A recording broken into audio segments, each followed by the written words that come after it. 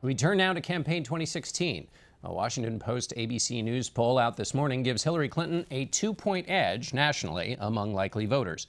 The race is tight, too, in our CBS News battleground tracker. In the state of Colorado, Hillary Clinton has a 1-point lead over Trump, 40 to 39%. It is now a toss-up among our 13 battlegrounds. There are now 6 states in that toss-up category. And in Virginia, last month, Hillary Clinton was leading by 12 points. That lead has dropped 4 points. It's now Clinton 45%, Trump 37%.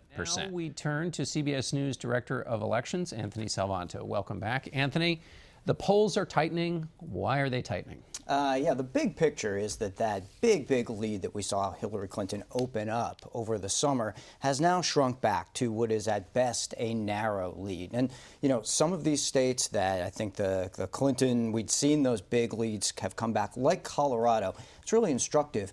The biggest reason across all of it is enthusiasm. From her voters, that's a little bit on the wane.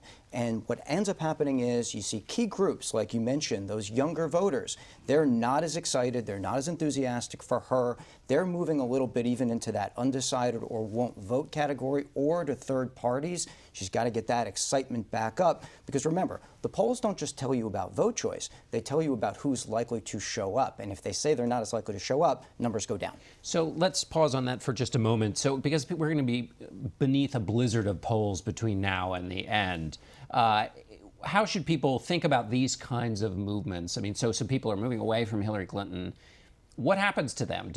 Are those people available for Donald Trump? Or how should people think about the movements in the polls? It's not just a person saying, I want Trump or Clinton, that's it. Exactly. You know, where everybody's going to talk about swing voters from here to Election Day. Don't assume every movement in a poll is about a swing voter. What ends up happening is people will either become less enthusiastic about voting, and then polls will sort of discount whether they're likely to show up, and then people sometimes park themselves in unsure for a while, especially if they're partisans, but then they come back, most of them, to their partisan choice. So you see that movement. It's not, and especially this year, we see very few people actually going on for Clinton this week, Trump this week, back to Clinton.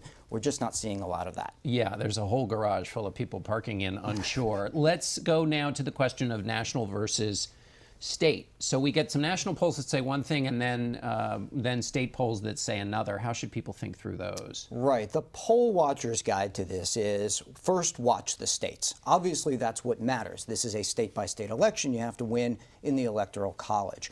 What you also get out of states is much more detail about that voter turnout, because you can see particular groups, whether it's young voters or whether it's older voters, and you know those numbers in those states.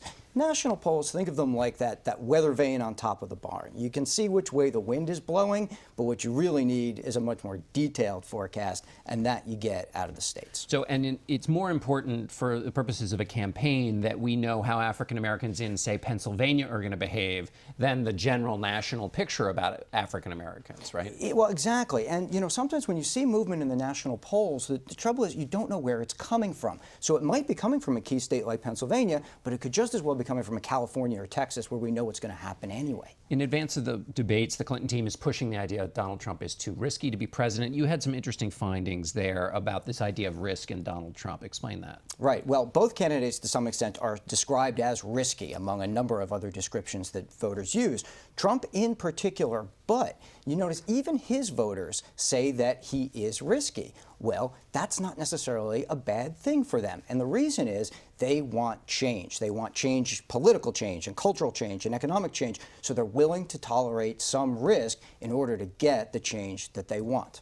What does the battleground tracker say about what people are looking for in this debate that's happening tomorrow night? Well, remember, partisans are looking, they say, just to see their candidate win. So there's already that large group that's locked in. They're going to think what they're going to think no matter what. The other thing, remember, the economy. That's the number one thing that voters say they're looking for. And you get this sense that, you know, especially given two candidates with high unfavorables, you know, the winner of this debate isn't going to be the one with the best zinger. It's going to be the one that looks in that camera and can start to assuage some of that voter anxiety about the economy, maybe even about the candidates themselves. About 20 seconds left. How much do debates matter in the end? Some, not a lot. What we often see out of a debate is some movement, like like we described, maybe some lack of enthusiasm, maybe a boost of enthusiasm, but then things seem to switch back a little bit. It's not as dramatic as you think. All right, Anthony, we'll look forward to having you back.